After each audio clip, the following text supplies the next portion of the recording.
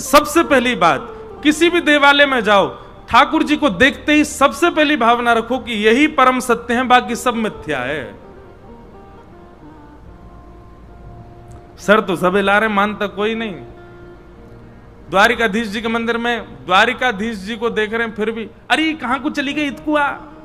वो परम असत्य है, संसार परम असत्य है। जब ठाकुर जी के सामने जाओ, भूल जाओ कौन संग आए हो, कौन मेरे पास बैठो, कौन कहां से आए हो, मैं कौन हूं, ये कौन है, ये सब विचार नहीं करना है, बस ये परम सत्य है। सबसे पहली भावना, यदि आपको कभी दर्शन में अनुभव करना हो कि हां साक्षात परमात्मा मेरे सामने, तो इस विधा से दर्शन करो। सबसे पहला सत्य, बाकी सब असत्य है।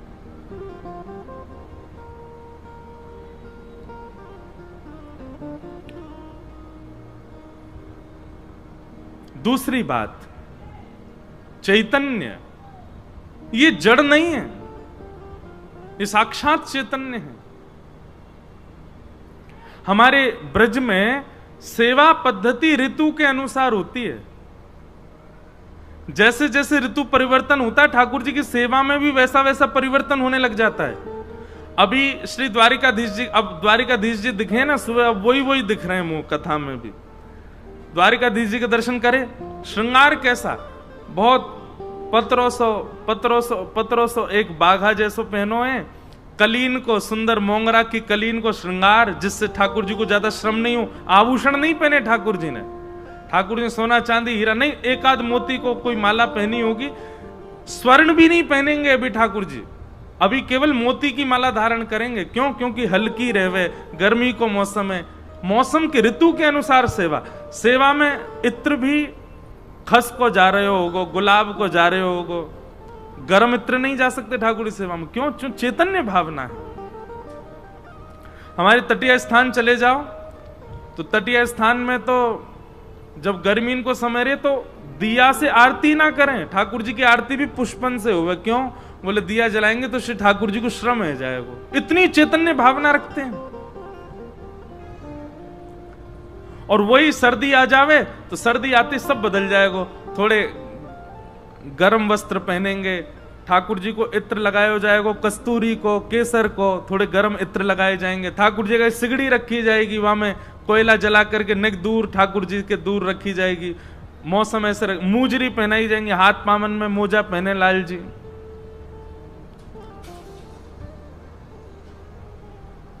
क्यों? क्योंकि चैतन्य भावना है। हमारे ब्रजमंडल में जो दोपहर में ठाकुर जी का राजभोग के बाद मंदिर बंद होता है, उसका मतलब ये नहीं है कि ठाकुर जी सो रहे हैं। ठाकुर जी हमारी तरह थोड़े ही है कि रात में सो में, दिन में सो में। उसकी भावना यह है कि श्याम सुंदर अब ग्वाल बालन के संग गैया चरावे गए, इसे कोई को दर्शन नहीं देंगे। और 4, साढ़े 4, 5 बजे जब मंदिर दोबारा उत्थापन होता है तो ठाकुर जी को फल का भोग लगाया जाता। क्यों? बोले अरे लाला वन में है, अभी वन में रोटी सब्जी थोड़ी मिलेंगी, वन में तो फल मिलेंगे, तो फल को भोग लगाया हो जाए। ये सब भावनाएं क्यों हैं सेवा में? क्योंकि हम चैतन्य बुद्धि रखते हैं कि वो साक्षात चैतन्य है, वो जड़ नहीं है। तो सबसे पहली भावना कि वे सत्य हैं, बाकी सब असत्य है। उस समय श्रीमद् भागवत में भक्त का लक्षण बताया गया, तो भक्त के लक्षण में एक बात कही जाती है, भक्त का स्वरूप कैसा है। जब ठाकुर जी के सामने खड़ा है तो वो सत्य है, बाकी सब असत्य हैं। और जब ठाकुर जी से दूर जाता है तो सब में ठाकुर जी हैं, ऐसी भावना रखता है। अभी हम जयपुर में कथा कर रहे थे भक्तमाल जी की, तो भक्तमाल जी की कथा में 3 आचार्यों पर चर्चा हुई, स्वामी श्री हरदास जी, हितरवंश महाप्रभु और हरिराम व्यास। तो श्री हरिराम व्यास जी की चर्चा में एक इतनी सुंदर बात आई, सीखने योग्य बात, कि श्री हरिराम व्यास जी जिस किसी को भी देखते थे उसमें दोष नहीं देखते थे। तो उनकी दृष्टि कैसी थी? जैसे कोई व्यक्ति बड़ा चतुर दिख जाता, और महाराज आंखें मटक रही हैं और बड़ी चतुराई है, चेहरा ही पता चल रहा हो कि महाराज खूब चतुर है, तो हम तो ये कह देंगे कि ये व्यक्ति चतुर है, पर हरिराम व्यास जी क्या कहते हैं? बोले ओहो, कन्हैया की बड़ी कृपा है आप पे, कन्हैया जैसे लक्षण हैं, ऐसा चप्पल है, कभी यहां कूद जाए, कभी वहां चलो जाए, कभी कछु करे, कभी कछु करे। और कोई व्यक्ति बड़ा दीर्घ गंभीर दिख जाता तो हम लोग क्या कहते हैं? अरे बड़ा इंट्रोवर्ट है, कोई तो बोले ना है, अपनी धुन में रहे। पर हरिराम व्यास जी ऐसे नहीं, हरिराम व्यास जी कहते ओहो, प्रभु श्री राम की कृपा है, कम बोलते हैं, अल्प बोलते हैं। मतलब उनकी भावना ऐसी थी कि सबके अंदर भगवान है, इनके अंदर कृष्ण तत्व है, इनके अंदर राम तत्व है। और जैसे अब वृंदावन कई लोग आते हैं दिल्ली बंबई से, तो वृंदावन के पंडा हमारे बड़े आनंद वाले रहे, ए सेठ दे दे, नेक्स्ट सेवा करवा जा सबन की, ना करवावे को, अरे तेरे बालक भले खूब आनंद करेंगे, नहीं दे जा, ऐसे करके कह दें। तो बाहर के लोग कहते हैं राम राम, कितना मांगते हैं, कैसे करते हैं, क्या करते हैं। पर हरिराम व्यास जी की दृष्टि कैसी थी? अगर कोई मंगता आ जा तो ओहो, बामन भगवान है भैया, बामन भगवान की मांगवे गए, कहां बलि के यहां मांगवे गए। किसी में दोष नहीं, सब में दृष्टि देखना, सब में भाव रखना कि इसके अंदर ठाकुर जी का कोई तत्व विद्यमान है। भैया भागवत की एक भी बात ऐसी नहीं है जिसको आप अपनी लाइफ में इंप्लीमेंट नहीं कर सकते। सब जीवन उपयोगी बातें हैं। आज से ही प्रारंभ करो, और आज से कैसे, अगल बगल में देखो कौन बैठो है, इनमें ही देखो, इनमें कौन सा तत्व है भगवान को। ज्यादा क्रोध में बैठो होते हो कि ओहो परशुराम जी कृपा है आप पे, क्रोध में बैठो। थोड़ी चपलता है तो समझो न, थोड़ा नटखट सो तो ठाकुर जी को स्वरूप है। कोई सुंदरता में अद्भुत है महाराज, नेत्र सुंदर, नासिका सुंदर। अब देखो सांसारी सुंदरता देखोगे तो चित्त में काम प्रकट हो, चित्त में वासना प्रकट हो, चित्त में दुर्भाव प्रकट हो। पर कोई की सुंदरता देख करके ये विचार करो ओहो मोहिनी भगवान की कृपा है आप पे। क्या मोहिनी भगवान कैसे सुंदर, 33 कोटि देवता मोहित है गए महाराज उन पे। अब उसमें भी आप भगवत तत्व देखोगे तो फिर दोष प्रकट नहीं हो सकता, दोष दृष्टि नहीं आ सकती चित्त में। तो भक्त का पहला लक्षण क्या है कि जब ठाकुर जी के सामने जाए तो सबको मिथ्या माने, उन्हीं को सत्य माने। दूसरा लक्षण क्या है, जब ठाकुर जी से दूर जावे तो सब में ठाकुर जी को माने। द्वारिकाधीश मंदिर में खड़े हैं तो यही हैं, और कोई कछु ना है, और मंदिर से बाहर आए तो सब द्वारिकाधीश हैं। जितने घूम रहे हैं, जितने मिल रहे हैं, सब द्वारिकाधीश, सब आनंद वार, कोई में दोष मत देखो। अन्यश्च दोष गुण चिंतनमाशु मुक्त्वा, श्रीमद् भागवत के महात्म्य में ही लिखा है दूसरे में दोष गुण देखना बंद करो, सब में सब ठाकुर जी के स्वरूप में, ऐसी भावना रखो।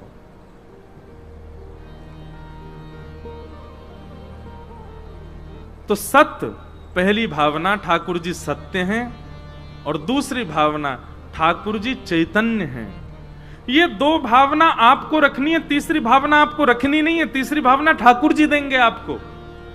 पहली भावना सत्य रखो, दूसरी भावना चैतन्य रखो, और तीसरी भावना ठाकुर जी प्रदान करेंगे, और वो क्या है? आनंद। क्या देंगे? आनंद।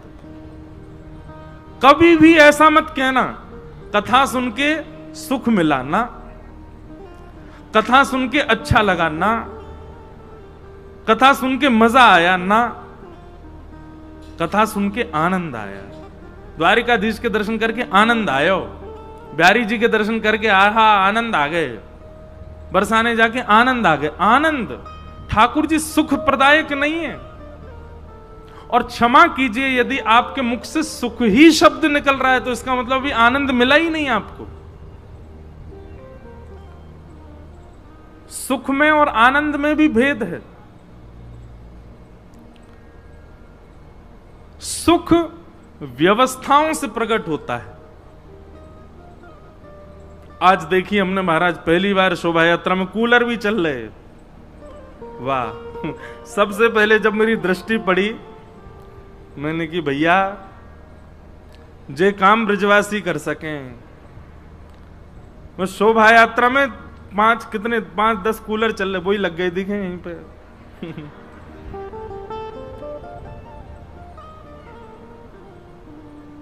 अद्भुत सुख लग रहा था।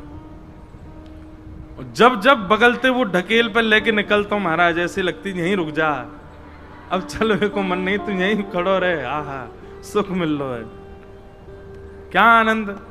वैसे तो मैं शोभा यात्रा में कहीं जाऊं ना हूं, क्योंकि अधिकतर हम पहुंचते ही तब हैं जब कथा शुरू है व्यवहारी हो, तभी वह शहर में पहुंचे, तो शोभा यात्रा वही लोग कर लें। पर जब मथुरा की बात थी तो हमारे सब भैया लोग आए, तो मैंने कि द्वारिकाधीश जी के दर्शन की मेरी बड़ी इच्छा है, तो मैं आऊंगा। आज व्यवस्था देखी, कूलर चल रहे संग में, जगह जगह पानी बट रहे महाराज, ठंडे ठंडे। और भी कुछ मिलो होगो, मैं तो फिर बीच में ही चलो आया वापस। कहीं कहीं लगे कचौड़ी जलेबी पाई होंगी। अच्छा, मैंने हमारे जो पंडित जी एक, उनसे मैंने हो गई, मैंने कि सुनो, मैंने यूं देख लियो यार, कथा के बीच में तो चाय नाश्ता नहीं है कि सबन को आवे कचौड़ी पा लो जलेबी पाए। मैंने ब्रजवासी भैया खूब आनंद से कथा सुने, कहीं ऐसी सुनने लगे, वो नहीं है, बगल वाले हॉल में है व्यवस्था। मैंने कहा हाँ, व्यवस्था तो होगी। भूखे भजन ना होए गोपाला, ले लो अपनी कंठी माला। लेकिन एक बात याद रखिएगा, व्यवस्थाओं से जब आप प्रसन्न होते हो उसको सुख कहते हैं, पर जब व्यवस्था भी ना हो और फिर भी प्रसन्न चित्त हो, उसी को आनंद कहते हैं। वही आनंद है। कथा में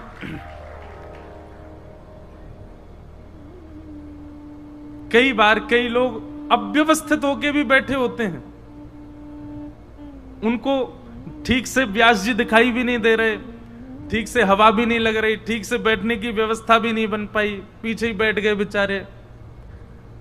लेकिन फिर भी उनके मन में क्या रहता है कि बस शब्द सुनाई दें, कथा सुन लें हम। क्यों? क्योंकि वो आनंद प्रदान करती है। अब ऐसी कुछ व्यवस्था, आप कथा के अनरत अन्यत्र कोई कार्यक्रम हो ना मंच पर, आप बैठ नहीं पाओगे। क्यों? क्योंकि वहां आपको सुख की कामना, सुख में व्यवस्था चाहिए।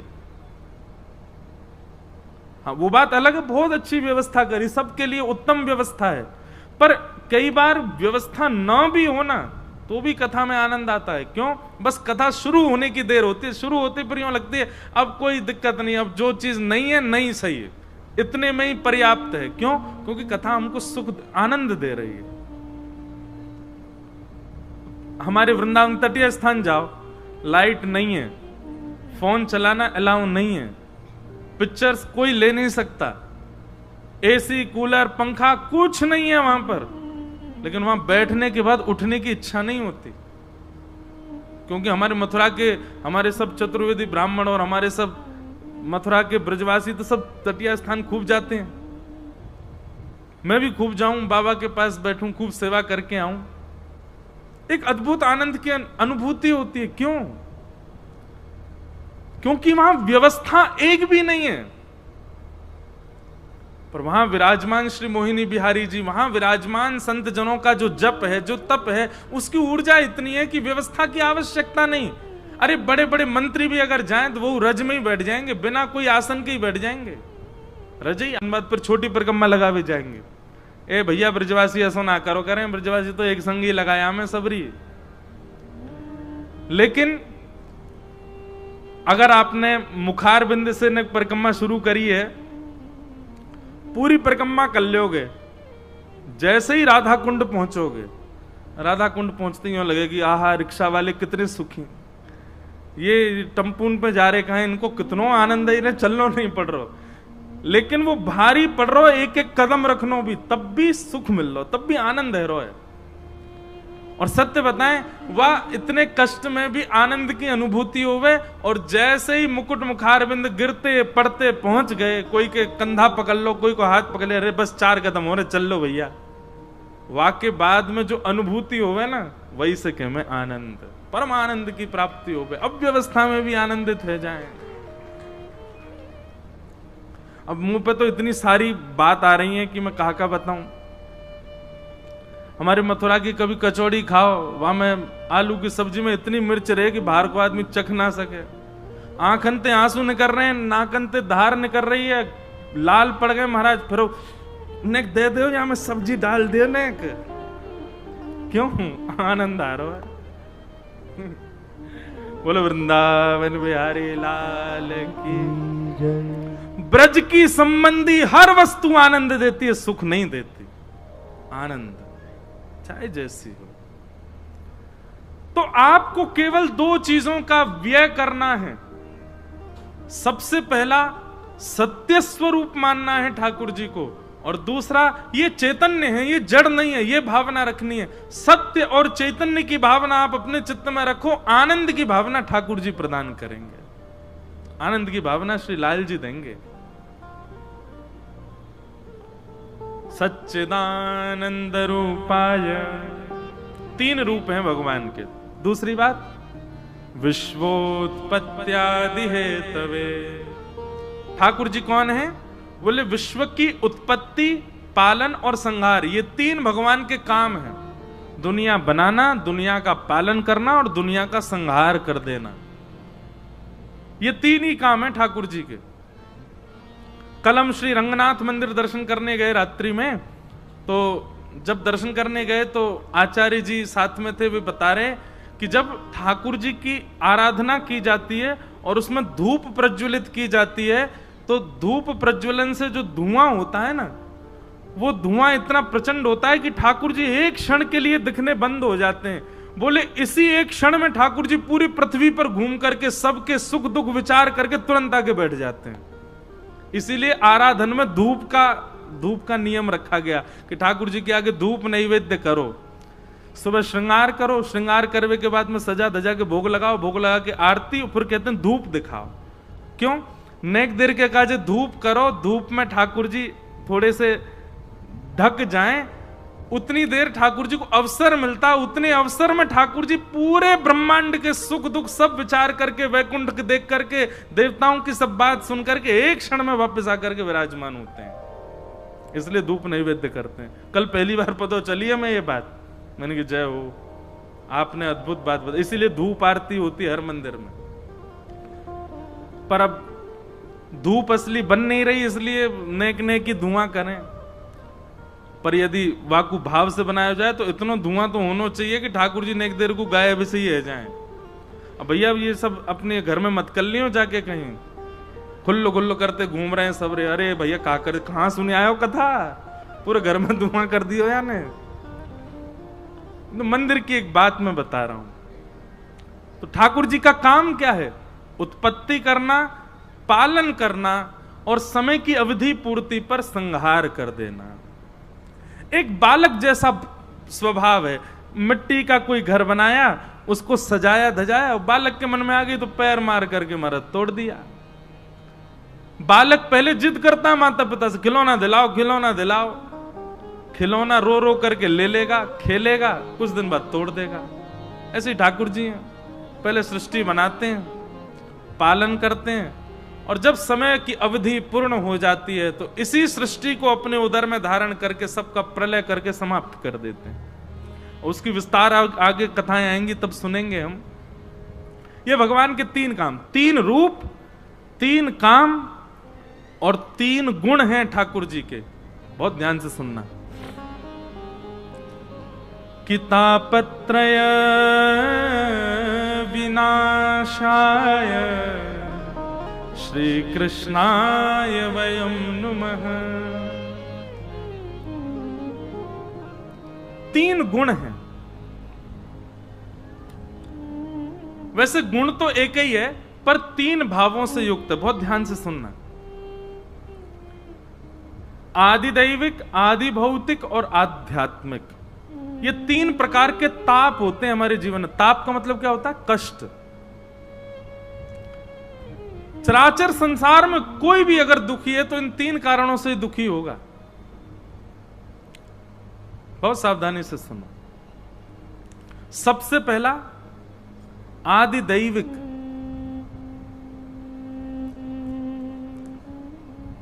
बहुत जोर से बारिश हो गई, पानी भर गया पूरे मथुरा में। अब आप अपने दुकान पे नहीं जा पाए, अपने बिजनेस को नहीं खोल पाए, अपनी प्लॉट पे नहीं जा पाए, कुछ भी नहीं कर पाए। एक दिन देवताओं की वृष्टि के कारण आपका कार्य रुक गया, इसको कहेंगे आदि दैविक ताप। आदि भौतिक ताप, पत्नी लड़ रही है, मान नहीं रही, बच्चे सुन नहीं रहे, हम ठीक हैं, पर दूसरे जो हमारे आसपास के वो हमको पोक किए जा रहे हैं, हमको छेड़ते जा रहे हैं, हमको परेशान कर रहे हैं, हमको मानसिक तनाव, हमको बौद्धिक तनाव, शारीरिक तनाव दे रहे हैं, इसको कहेंगे आदि भौतिक ताप। माता जी बीमार हो गई, पिताजी हॉस्पिटल में चले गए, कोई इस प्रकार की कुछ ना कुछ पीड़ा, इनको आदि भौतिक ताप कहते हैं। और आध्यात्मिक ताप, दूसरे की उपलब्धि देख के अपने आप ही दुखी हो रहे हैं, इसको ऐसे कैसे मिल गया, इसको इतना बढ़िया कैसे हो गया, इसकी इतनी उपलब्धि कैसे हो गई, जे ऐसे कैसे हो गया, कुछ नहीं तो मन में ही बनाए जा रहे हैं कुछ ना कुछ, मतलब अपने आप सोच सोच करके दुखी होते जा रहे हैं। ये 3 प्रकार के ताप हैं। ठाकुर जी का स्वभाव क्या है कि जो भी उनकी शरण में जाता है, ठाकुर जी की पूर्ण शरणागति ग्रहण कर लेता है। श्रीमद् भागवत एवं गुरुजनों की आज्ञा मान करके जो शरणागति लेता है, उसको ये तीनों तापों का अनुभव नहीं होता। शब्द पर ध्यान दीजिएगा, तापों का अनुभव नहीं होता। ताप नहीं होते ऐसा नहीं है, ताप होंगे पर अनुभव नहीं होगा। हम इस बात को कथा में ऐसे कहते हैं कि श्रीमद् भागवत की कथा और भगवान की शरणागति क्या है, एनेस्थीसिया का इंजेक्शन है। एक बार यदि लग गए हो, सुनने से रह जाओगे, फिर चाहे कछू है जाए, आपको कोई फर्क नहीं पड़ेगा। करोड़न की कमाई है जाए तो ज्यादा प्रसन्नता नहीं, और लाखों को घाटो है जाए तो ज्यादा दुख नहीं। पत्नी अनुकूल है तो भी प्रसन्नता है, पत्नी प्रतिकूल है तो भी प्रसन्नता है। पति मानते हैं तो भी अच्छा, नहीं मानते तो भी अच्छा। भोजन स्वादिष्ट बना तो भी अच्छा, और भोजन में नमक ही नहीं है, नींबू नहीं है, मिर्च नहीं है, मसाले नहीं है तो भी बढ़िया, पेट तो भरे। कहने का अभिप्राय, भगवत शरणागत व्यक्ति हर स्थिति में सम रहता है, फ्लक्चुएशन नहीं रहता उसकी लाइफ में। कभी किसी चीज से ही सुखी होगा, किसी व्यवहार से ही सुखी होगा, किसी अवस्था से ही सुखी होगा, वो हर तरीके के माहौल में रहने लायक हो जाता है। तब समझो कि यहां ठाकुर जी की यहाँ पे कृपा है भैया, कैसे वो कर दो, हर जगह आनंद है।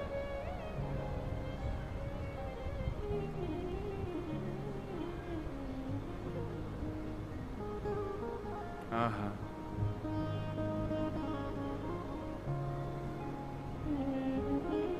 तो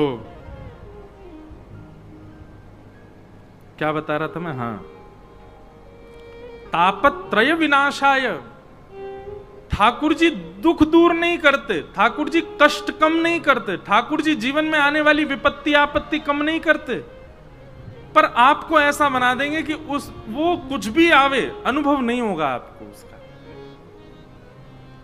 और एक बात और, दुख देना सुख देना ये ठाकुर जी का काम है ही नहीं। ये सब हम अपने प्रारब्ध से भोगते हैं, अपने पूर्व जन्म के कर्म, या फिर इसी जन्म के कर्म, या फिर हमारे पूर्व के कई प्रारब्ध हैं, उनके कारण हमारे जीवन में सुख दुख सब कुछ आता है।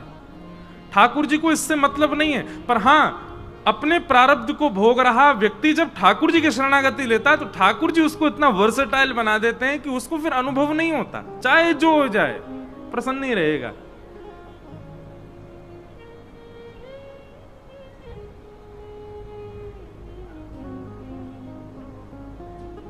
एक भाव हम गाया करते हैं,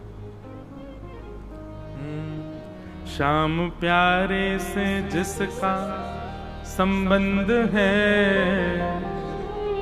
श्याम प्यारे से जिसका संबंध है, उसको हर घड़ी आनंद ही आनंद है।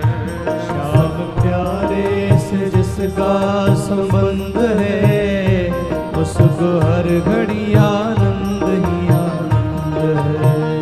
ओ श्याम प्यारे से जिसका संबंध है, श्याम प्यारे से जिसका संबंध है, श्याम प्यारे से जिसका संबंध है, श्याम प्यारे से जिसका संबंध है, उसको हर घड़ी आनंद ही आनंद है, उसको हर घड़ी आनंद ही आनंद है, उसको हर घड़ी आनंद ही आनंद है, उसको हर घड़ी आनंद ही आनंद है।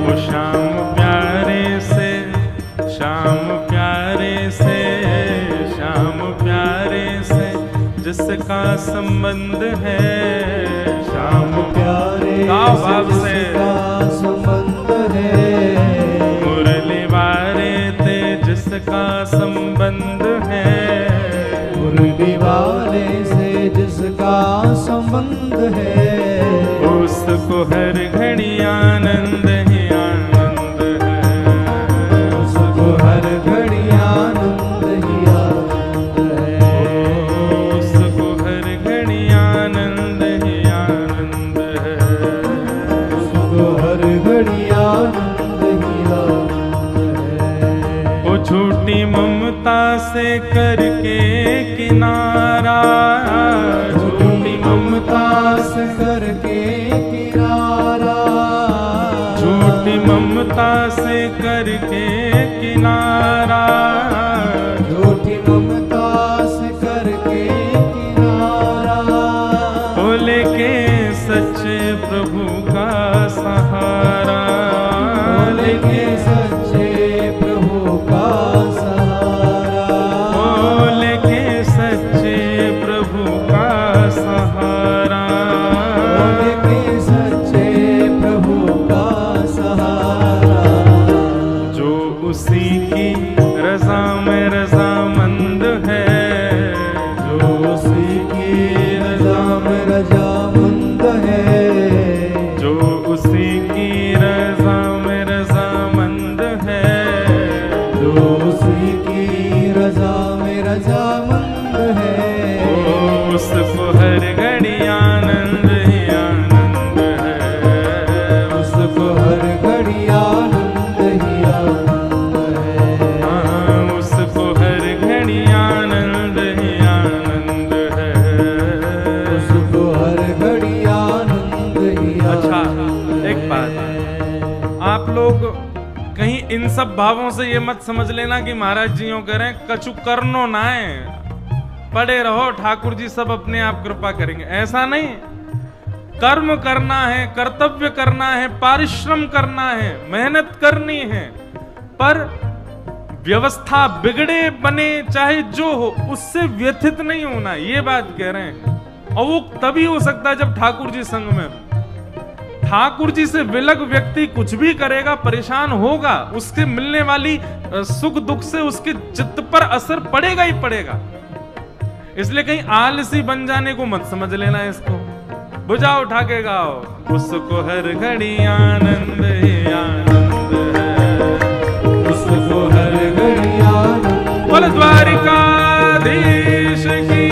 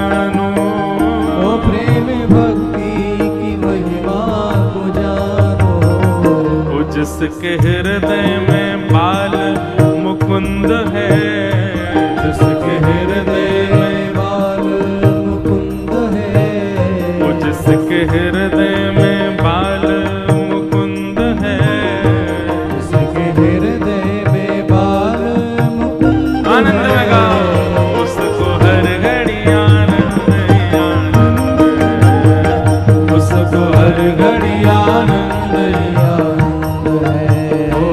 उसको हर घड़ी आनंद ही आनंद है, उसको हर घड़ी आनंद ही आनंद है।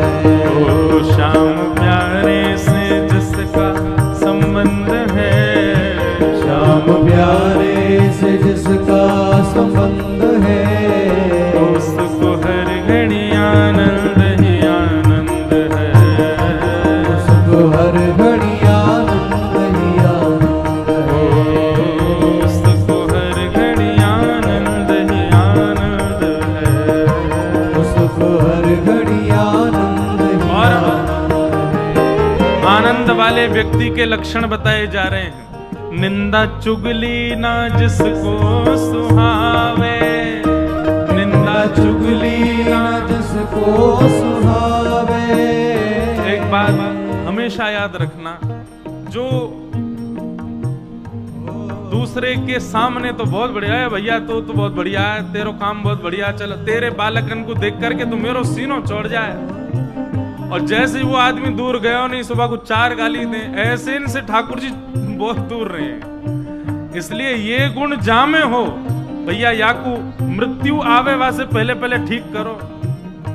ये गुण यदि भीतर रह गया, भगवत प्राप्ति में बहुत बड़ी बाधा बन जाएगी। नहीं तो जैसे हो प्रत्यक्ष भी वैसे रहो, पीछे भी वैसे रहो। कोई की निंदा करनो, स्तुति करनो, चुगली करनो, मुख पे प्रशंसा करनो, पीठ पीछे बुराई करनो, ये सब लक्षण ये होते सब में, बस किसी में थोड़ी मात्रा में होते, किसी में ज्यादा मात्रा में होते, ऐसा नहीं। निंदा चुगली ना जिसको सुहावे, निंदा चुगली न जिसको सुहावे।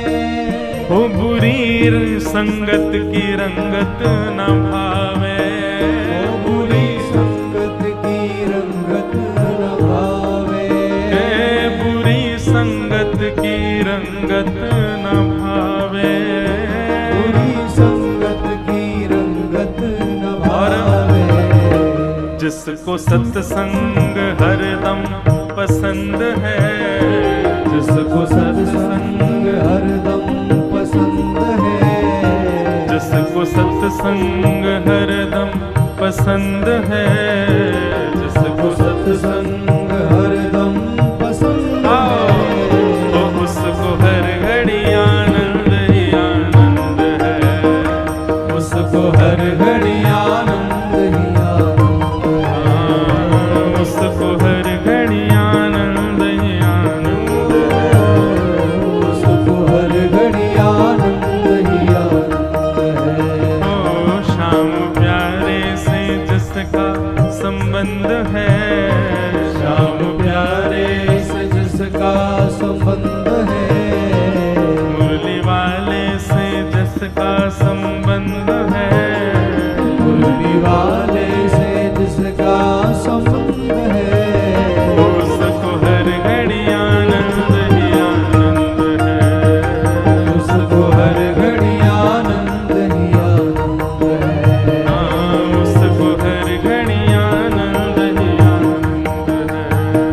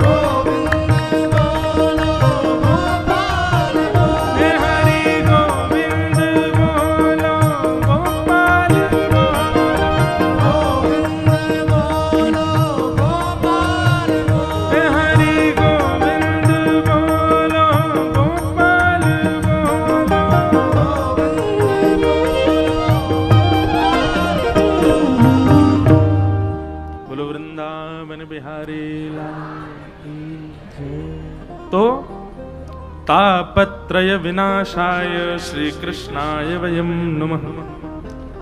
ठाकुर जी की शरण में आने से जीवन में कष्ट आने कम हो जाएंगे, दुख आने कम हो जाएंगे, विपत्तियां नहीं आएंगी, बुरा समय नहीं आएगा, पीड़ाएं नहीं आएंगी, आप बीमार नहीं पड़ोगे, लक्ष्मी की खूब वर्षा होगी। ये सब केवल और केवल मन को प्रसन्न करने वाली बातें, सत्य कुछ भी नहीं है। इस पृथ्वी का नाम क्या है? दुखालयम शाश्वतम। क्या नाम है? दुखालय। क्या नाम है? जोर से बोलो, कहां नाम है? दुखालय। जहां पर हम बचपन में पढ़ने जाते थे उसका नाम क्या था? भोजन कहां करते हैं? कार्य कहां किए जाते हैं? चिकित्सा कहां होती है? और दुख जहां मिले वो दुखालय। जैसे चिकित्सालय में भोजन नहीं होता, चिकित्सालय में पढ़ाई नहीं होती, विद्यालय में भोजनालय नहीं होता, तो फिर इस दुखालय में सुख कहां से मिलेगा? ये तो वही बात हो गई कि आप हॉस्पिटल में भोजन ढूंढने गए हो।